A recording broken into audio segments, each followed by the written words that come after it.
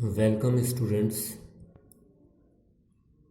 हम CFSE and it's applications पढ़ रहे थे। CFSE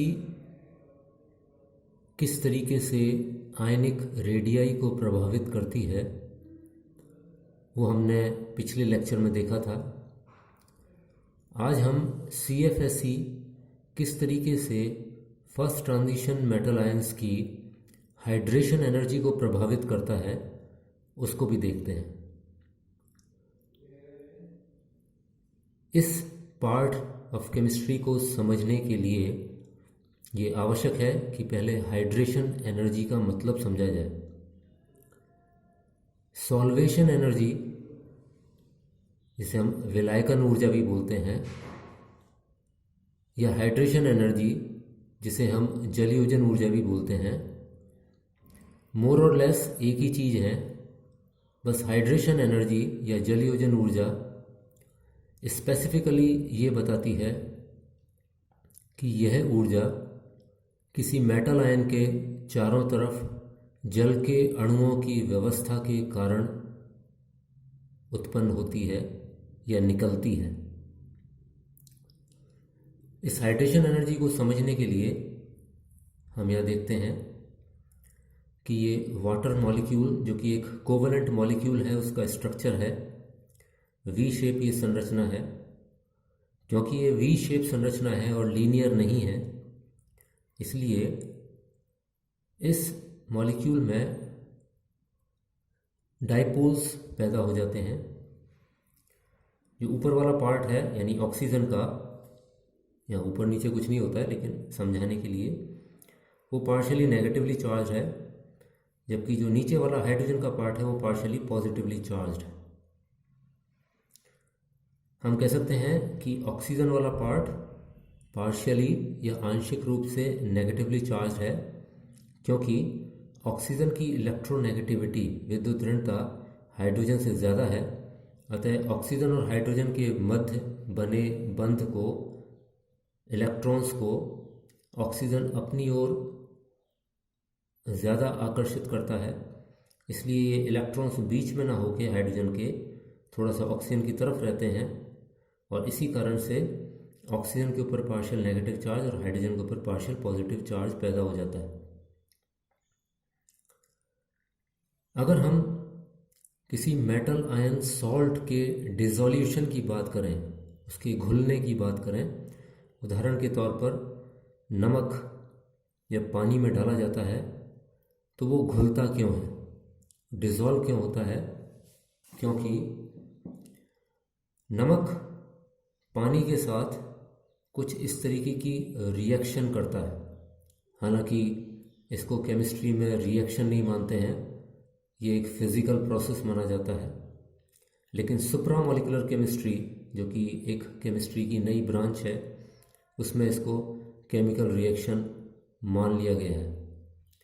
इस फिजिकल प्रोसेस में या सुप्रामोलिकुलरली केमिकल प्रोसेस में इस तरीके से वाटर मॉलिक्यूल्स इन दोनों आयंस, सोडियम आयंस और क्लोराइड आयंस के चारों तरफ अपने आप को अरेंज करते हैं, व्यवस्थित करते हैं।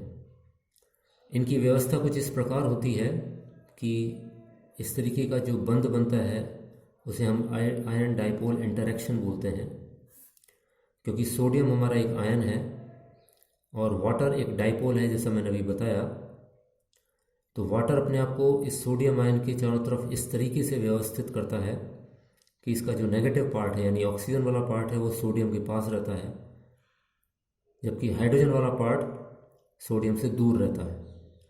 पॉजिटिव नेगेटिव अट्रैक्शन और पॉजिटिव पॉजिटिव रिपल्शन। तो इस तरीके की एक व्यवस्था बनती है और बहुत सारे वाटर मॉलिक्यूल्स इस सोडियम आयन को चारों तरफ से सराउंड करते हैं या घेरते हैं। ठीक इसी तरीके से नेगेटिव आयन, क्लोराइड आयन को भी वाटर मॉलिक्यूल सराउंड करते हैं, लेकिन अब की बार व्यवस्था ठीक उल्टी होती है। इसमें partially positively charge hydrogens chlorine के नज़दीक होते हैं और ऑक्सीजन दूरी पर रहता है। Again positive negative attraction. तो इस तरीके के आयन डाइपोल इंटरेक्शंस की वजह से सोडियम क्लोराइड पानी में टूट जाता है सोडियम आयंस और क्लोराइड आयंस में।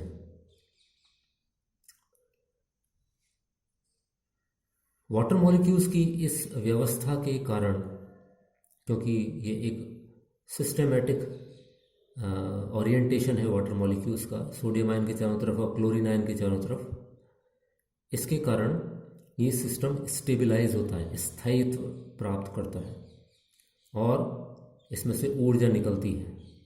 क्योंकि सोडियम आयन ऊर्जा निकालता है वाटर और सोडियम आयन के इंटरेक्शंस की वजह से, तो यहाँ पर इसको हम बोलते हैं सॉल्वेशन एनर्जी। क्योंकि सॉल्वेंट यहाँ पर वाटर है, इसलिए इसको हम जल योजन ऊर्जा या हाइड्रेशन एनर्जी भी कह देते हैं।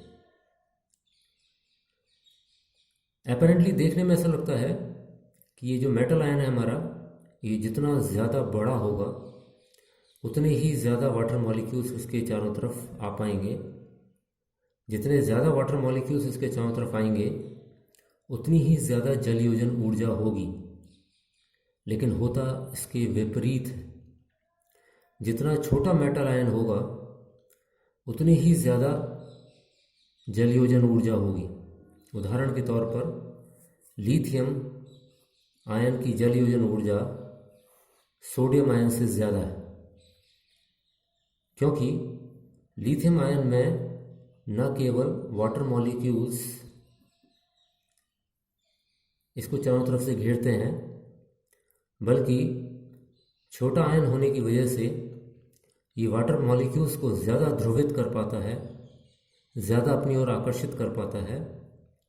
इसलिए प्राइमरी स्फीयर के साथ साथ वाटर मॉलिक्यूल्स का सेकेंडरी स्फीयर भी इसके चारों तरफ बनता है और कई बार टर्शरी स्फीयर भी चारों तरफ बनता है।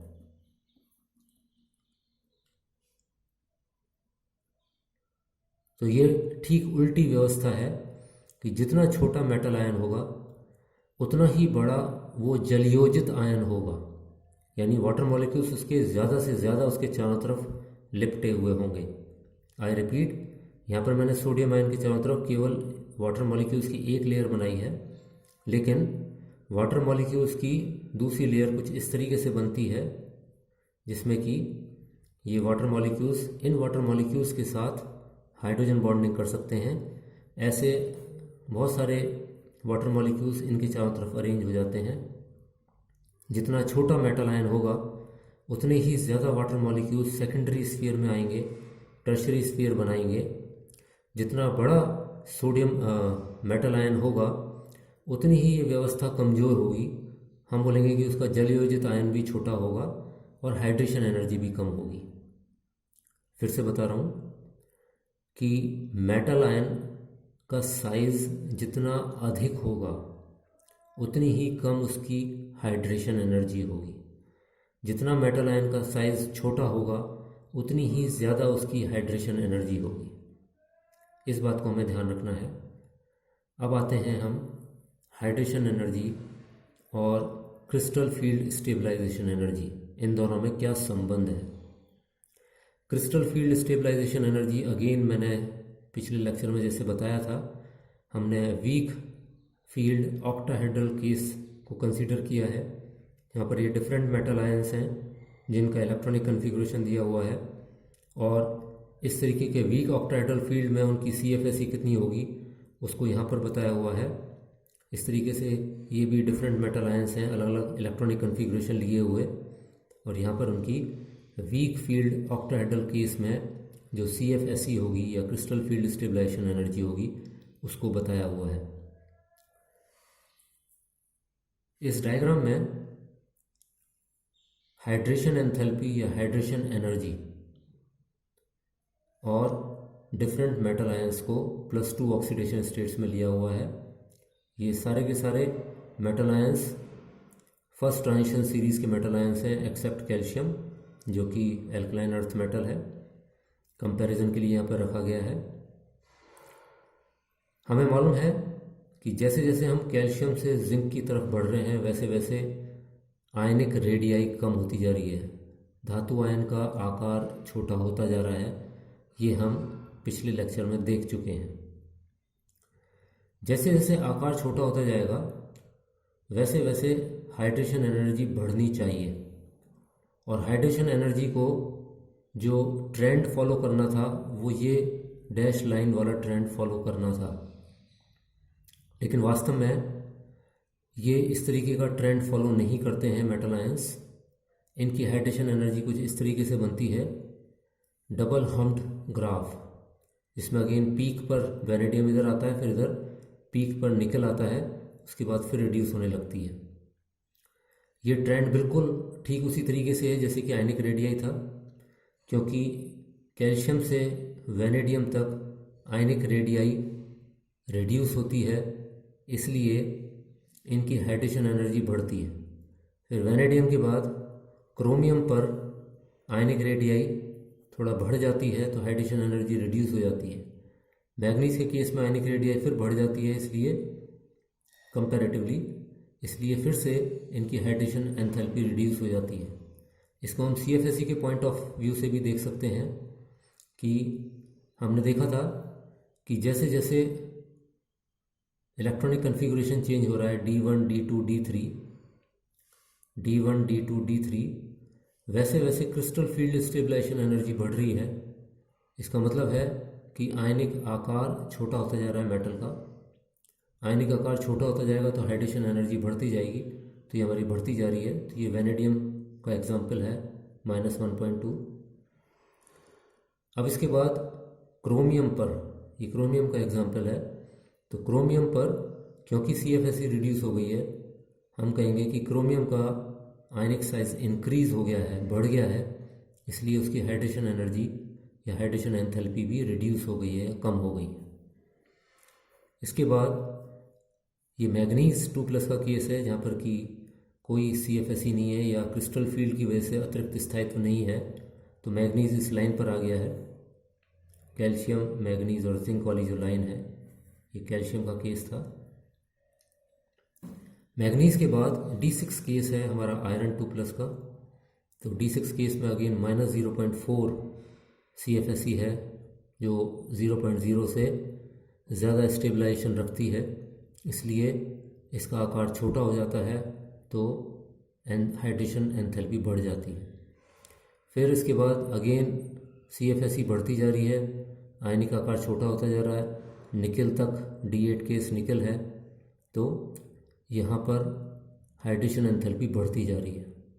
D9 केस में फिर से हाइड्रेशन एंथैल्पी कम हो गई, क्योंकि CFSE कम हो गई, तो हाइड्रेशन एंथैल्पी कॉपर में कम हो गई है -0.6, और जिंक में क्योंकि कोई अतिरिक्त स्थायित्व नहीं है CFSE, तो आकार फिर से थोड़ा बढ़ गया है, और आकार बढ़ जाने के कारण CFSE